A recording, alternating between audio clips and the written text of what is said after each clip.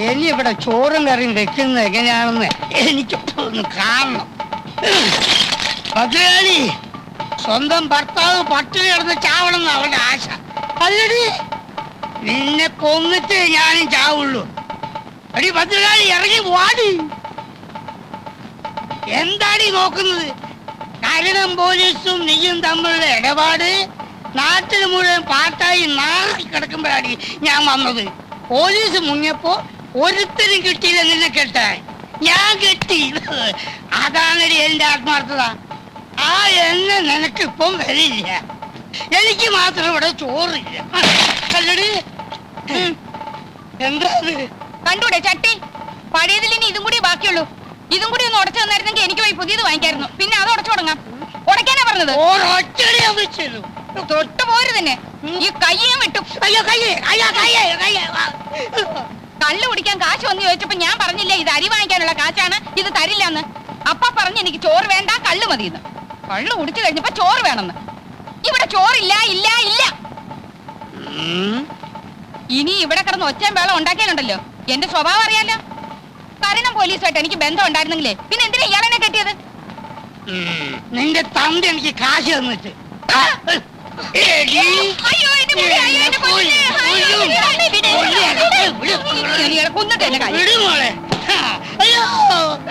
അവളെ വിടടി, എന്നെ കൊല്ലട്ടെ. ഞാൻ ചത്തല്ല, അവക്ക് കരുണം പോലീസില്ലേ? പിള്ളേരുടെ മുമ്പിൽ വെച്ച് തോന്നിയാസം പറയരുതെന്ന് ഞാൻ പറഞ്ഞിട്ടില്ലേ? കരുണം പോലീസുമായിട്ട് എനിക്ക് ബന്ധം ഉണ്ടായിരുന്നെന്ന് തന്നെ കൂട്ടിക്കോളൂ. നിങ്ങളുടെ ആദ്യ ഭാര്യ പതിവ്രത ആയിരുന്നല്ലോ. എന്നിട്ട് എന്തേ അവളൊരു ലോക കളനെ പറ്റൂ?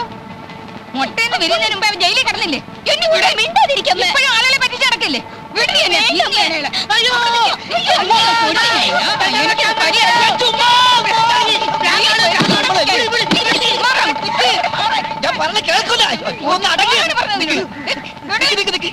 എത്ര കലം പൊട്ടിച്ചു പറ. എനിക്ക് ചോറ് തന്നില്ല. ചോറ് വേണ്ട, ആ അരിയുടെ കാശിന് കള്ളു മതി എന്ന് ചേട്ടൻ പറഞ്ഞാണ്. അതന്നെയല്ലേ സംഭവം. ഇന്നെങ്കിലും വല്ല പുതുമ ഉണ്ടാവുമെന്ന് ഞാൻ വിചാരിച്ചു. ഉണ്ടായില്ല. കലത്തിന്റെ കാശ് വേണം, അത്രയേ ഉള്ളൂ. ഞാൻ തന്നേക്കാം. അയ്യോ, പ്രശ്നം തീർന്നല്ലോ. ഈ രൂപ രാജഗോപാൽ എന്റെ പേർക്ക് മണി ഓർഡർ അയച്ചതാ നിങ്ങൾക്ക് തരാൻ. ആണോ? എങ്കിൽ എനിക്കിതായ്മുട്ടി. ഇവളിപ്പോ അവനെ തെറി പറഞ്ഞിട്ടുള്ളൂ. എങ്ങനെ പറയാതിരിക്കും? അവന്റെ ഈ പെമ്പിള്ളാരുടെ തള്ള രണ്ടാണെങ്കിലും തന്ത നിങ്ങൾ തന്നെയല്ലേ. പെങ്ങന്മാർക്ക് ചെലവിന് കൊടുക്കേണ്ടത് ആങ്ങളയുടെ കടമയാ, ഇല്ലേ അയ്മുട്ടി? അതെ അതെ അതെ. കൊല്ലിഞ്ഞ എന്താടി നോക്കിയിരിക്കുന്നു? കേൾപ്പൊടി കാഴ്ച കാണാൻ വന്ന് നിൽക്കുന്നു. ഈ പണം അവൻ എന്റെ പേർക്ക് അയക്കാൻ എന്താ കാരണം? എന്താ ഇവിടുത്തെ മേൽവിലാസം അറിഞ്ഞൂടെ? എന്തോ എനിക്കറിഞ്ഞൂടാ. അവൻ എവിടെ ഉള്ളത്? ആരെയാ ഇപ്പൊ അവൻ പറ്റിച്ചോണ്ടിരിക്കുന്നത്? എനിക്കൊന്നും അറിഞ്ഞൂടാ എന്റെ പടച്ചോനെ. നീ അവനെ കണ്ടു? ഈ പണം നിന്റെ കയ്യിൽ അവൻ നേരിട്ട് തന്നാന്ന് ഞാൻ പറയും. അല്ലെന്ന് ഞാൻ പറയുന്നു. ശരി ശരി, അല്ലെങ്കിൽ മോനെ ഒരു 50 രൂപ എനിക്ക് താടാ. 50 രൂപ പോയിട്ട് 10ന്റെ പൈസ എന്റെ കയ്യിലില്ല. ഇല്ലെങ്കിൽ വേണ്ട, വാ നമുക്ക് ചായ കുടിച്ചിട്ട് പോകാം. വേണ്ട, ഞാനിപ്പോ ചായ കുടിച്ചാണ്. ഞാൻ ചായ കുടിച്ചാണെന്ന്. ആ ശരി, അത് അവിടെയുള്ള കുടിച്ചേട്ടാ. ഞാനിപ്പോ കുടിച്ചാ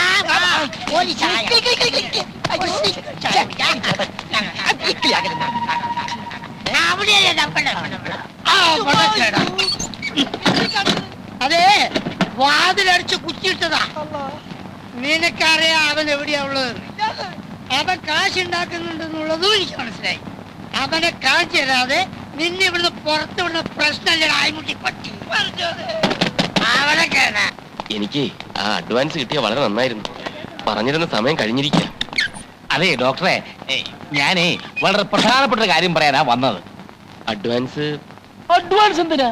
ഞാൻ ഈ ആശുപത്രി എന്നെ എഴുതി അങ്ങോട്ട് തരുമല്ലോ. ആശുപത്രി കിട്ടിയിട്ട് എനിക്ക് എന്താ കാര്യം? അതെ, അതെന്താണെന്ന് വെച്ചാൽ ഞാൻ പറഞ്ഞുതരാന്നേ. ഡോക്ടർക്ക് ഇപ്പൊ ഈ നാട്ടിൽ എന്താ പേരെന്ന് അറിയുവോ? എന്റെ മോൾ ഒരു ദിവസം ലണ്ടനിൽ നിന്ന് ഫോൺ ചെയ്ത് ചോദിക്കുക, അച്ഛാ നമ്മുടെ ആശുപത്രി മിടുക്കനും സുന്ദരമായ ഡോക്ടർ എത്തിയെന്ന് കേട്ടത് ശരിയാണോ എന്ന്. ഞാൻ പറഞ്ഞു ശരിയാണെന്ന്. അവക്ക് ഭയങ്കര സന്തോഷമായിപ്പോയി. അതായത് ഡോക്ടറിന്റെ പേര് ലണ്ടൻ വരെ എത്തിയിരിക്കുന്നു. ആരോ ഇവിടുന്ന് ഊമക്കത്തെഴുതി അറിയിച്ചതാവും. ഇനിയും കുറച്ചു കാലം കൂടി ഞാനിവിടെ നിൽക്കേണ്ടി വന്നാൽ ലണ്ടൻ മാത്രമല്ല ലോകം മുഴുവൻ ഞാൻ അറിയപ്പെടും. അതാണ് എന്റെ അവസ്ഥ. അറിയപ്പെടണം. അതിൽ ഏറ്റവും കൂടുതൽ സന്തോഷിക്കുന്നത് ഞാനായിരിക്കും. എന്റെ മോള് ലണ്ടനിൽ എന്ത് ചെയ്യുന്നു എന്ന് ഡോക്ടർ ചോദിച്ചില്ല. മകളവിടെ എന്തൊക്കെ ചെയ്തു കൂട്ടുന്നു എന്ന് ഇവിടെ ഇരുന്നുകൊണ്ട് നിങ്ങൾക്ക് പറയാൻ പറ്റില്ലല്ലോ, അതുകൊണ്ട് ചോദിച്ചില്ലെന്നേ ഉള്ളൂ. അവളവിടെ FRCS പഠിക്കുകയാണ്. വളരെ സന്തോഷം. ഞാനൊരു ശുദ്ധ മനസ്കനാണേ. ഞാൻ അതിലും ശുദ്ധ മനസ്കനാ. അല്ല, അതെനിക്കറിയാം. അതുകൊണ്ട് തന്നെ നമ്മൾ തമ്മിൽ വളച്ചുകെട്ടി സംസാരത്തിന്റെ ആവശ്യമില്ല. ഡോക്ടറിന്റെ മരുമോനായി കാണാൻ ഞാൻ ആഗ്രഹിക്കുന്നു. എനിക്കാകെ ഒരു മകളേ ഉള്ളൂ. അവളെ സുരക്ഷിതമായ കയ്യിലേൽപ്പിച്ചാൽ. എന്റെ കൈ വളരെ സുരക്ഷിതമായ കൈയാണ്. പക്ഷേ ഒരു പക്ഷമില്ല ഡോക്ടർ, ഞാൻ തീരുമാനിച്ചു കഴിഞ്ഞു. എനിക്ക് അഡ്വാൻസ് പെട്ടെന്ന് കിട്ടിയിരുന്നെങ്കിൽ. ഇല്ല, ഇനി നമ്മൾ തമ്മിൽ അഡ്വാൻസും ഇല്ല, ശമ്പളവും ഇല്ല. എന്റെ മോളെയും അതോടൊപ്പം ഈ ആശുപത്രിയും കൂടി അങ്ങോട്ട് ഏൽപ്പിക്കുക. അതല്ല, ഒന്നും പറയണ്ട, ഒന്നും പറയണ്ട, ഒന്നും പറയാൻ ഞാൻ സമ്മതിക്കത്തില്ല. ഒന്നും പറയണ്ട. ഭഗവാനെ, ഒടുവിൽ അഡ്വാൻസും ഇല്ലാണ്ടായോ? ഡോക്ടർ, എന്താണോ? ഡോക്ടർ അച്ഛനും അമ്മയും വന്നിരിക്കുന്നു. ഡോക്ടറിന്റെ അച്ഛനും. നോക്കെത്താ ദൂരം വരെ ഒരു പാടം, പിന്നെ തെങ്ങുന്തോപ്പ്, റബ്ബർ, ചുക്ക്, കുരുമുളക്, ഏലം ഇതെല്ലാം വിറ്റിട്ടാണ് ഇവനെ പഠിപ്പിച്ചത്. കോഴിക്കോട് പഠിച്ചു കഴിഞ്ഞപ്പോ അവൻ പറഞ്ഞ് എറണാകുളത്ത് പഠിക്കണം, പിന്നെ പറഞ്ഞ് തൃശ്ശൂര് പഠിക്കണം, പിന്നെ കണ്ണൂര്, കോട്ടയം, കാഞ്ഞിരപ്പള്ളി, അങ്ങനെ കാസർഗോഡ് തൊട്ട് കന്യാകുമാരി വരെയുള്ള സ്ഥലത്ത് ഞങ്ങൾ അവനെ പഠിപ്പിച്ചു. ഇതും കഴിഞ്ഞപ്പോ പറയാണ് എന്തോ ഒരു പാല്, എന്ത് പാല്? മണിപ്പാല്. ഞാൻ പറഞ്ഞോളാം, എനിക്കറിയാം, ഇടയ്ക്ക് കയറി പറയരുത്. എന്താണ്? മണിപ്പാലി പഠിക്കണം. ആ സമയത്താണ് നമ്മൾ ആ റബ്ബർ എസ്റ്റേറ്റ് വിറ്റത്. 27 ഏക്കറല്ല, അമരാവതിയിലുള്ള 30 ഏക്കർ. ആര് നോക്കണം എവിടേക്ക് കിടക്കണമെന്ന്? എന്ത് വിറ്റാലെന്താ, ഒന്നും പാഴായി പോയിട്ടില്ലല്ലോ. റബ്ബറും തെങ്ങും ഒക്കെ ഇനി ഇഷ്ടം പോലെ വാങ്ങിക്കാമല്ലോ. എല്ലാരും ഉണ്ടല്ലോ. മമ്മി എന്തൊക്കെയുണ്ട് വിശേഷം? ഡാഡി എവിടെ? ഡാഡി അങ്ങ് ഒത്തിരി ക്ഷീണിച്ചു പോയല്ലോ. ആളെ കണ്ടിട്ട് മനസ്സിലായില്ല. സുമേ, ലതേ, അയ്മുട്ടി. ഞങ്ങളെയൊന്നും ഓർക്കുന്നില്ല. ഒരു എഴുത്തുമില്ല, ഒരു ഫോൺ പോലും ചെയ്യാറുമില്ല. ഡോക്ടർക്ക് എവിടാ ഇതിനൊക്കെ സമയം? മമ്മി, ഡാഡി, ഇത് ആശുപത്രി ഓണർ കുമാരൻ തമ്പി. മാധവൻ തമ്പി. ഓ, മാധവൻ തമ്പി. ഞങ്ങൾ വേണ്ടതുപോലെ പരിചയപ്പെട്ടു. ഡോക്ടർ ഡ്യൂട്ടിയിലല്ലേ, ഇവരുടെ കാര്യം ഞാൻ നോക്കിക്കോളാം. അത് വേണ്ട, അവർക്ക് പോകാൻ തിരക്ക് കാണും. തിരക്കില്ല, ഞങ്ങൾക്ക് ഒരു തിരക്കുമില്ല. അപ്പോഴോ? അയ്മുട്ടി, ഇറങ്ങാൻ നേരത്തെ കാറ് കേടായി, പിന്നെ ഞങ്ങൾ ലോറിയിൽ അല്ല ബസ്സിലാവുന്നത്. ഡോക്ടറെ, എല്ലാം ഒരു നിമിത്തമായിട്ടാ എനിക്ക് തോന്നുന്നത്. അല്ലെങ്കിൽ തന്നെ ഡാഡിയും മമ്മി ഇന്ന് ഇവിടെ എത്തിച്ചേരുവോ? വന്നാട്ടെ, ഞാൻ അവരെ വീട്ടിലേക്ക് കൊണ്ടുപോകാം. അത് വേണ്ട. ഒന്നും പറയണ്ട, ഒന്നും പറയണ്ട. വന്നാട്ടെ. നമുക്ക് വൈകിട്ട് കാണാം. അങ്ങോട്ട് കേറ്, കേറ്, വേഗം കേറ്. ഞാൻ പറഞ്ഞു. ചേച്ചി, മക്കളെ കയറി. മോനെ, നീ വേഗം വരണേ. Okay, sir. എന്നെ പിടിച്ചൊരു മുറിക്കകത്തിട്ട് പൂട്ടി.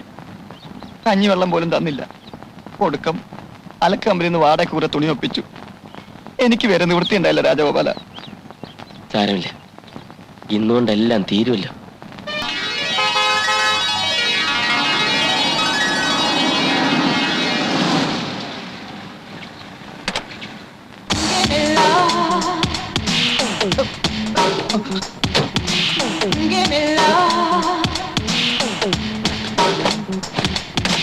രാഘവ, മാധവി, എല്ലാരും പെട്ടെന്ന് വാ.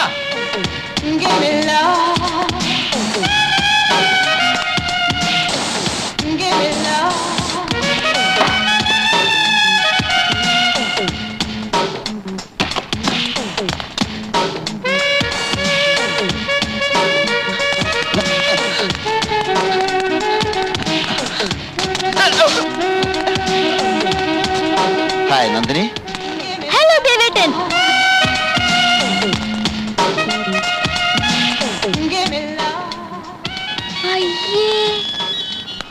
ഇതെന്താ ഇങ്ങനൊരു വേഷം? അത് ഒരു രസം. ആശുപത്രിയിലെ ഭയങ്കരമായ തിരക്കുകളൊക്കെ കഴിഞ്ഞ് വീട്ടിലെത്തിയാൽ ഉടൻ ഞാൻ എപ്പോഴും പാൻസിന്റെ മേലെ ഇങ്ങനെ ഒരു കൈലി എടുത്ത് കൊടുക്കും. അതെന്തിനാ? മാറ്റാം. അമ്മ അവൻ എന്നോടൊരു വാക്ക് പറഞ്ഞില്ലല്ലോ. ഞാനും എയർപോർട്ടിൽ വരുമായിരുന്നില്ലേ? പറയാൻ വേണ്ടി ഞാൻ തന്നെ മുറി വന്നായിരുന്നു. അപ്പൊ നീ കുളിക്കുകയായിരുന്നു. കുളിക്കുന്നതിന് മുമ്പ് പറയായിരുന്നില്ലേ?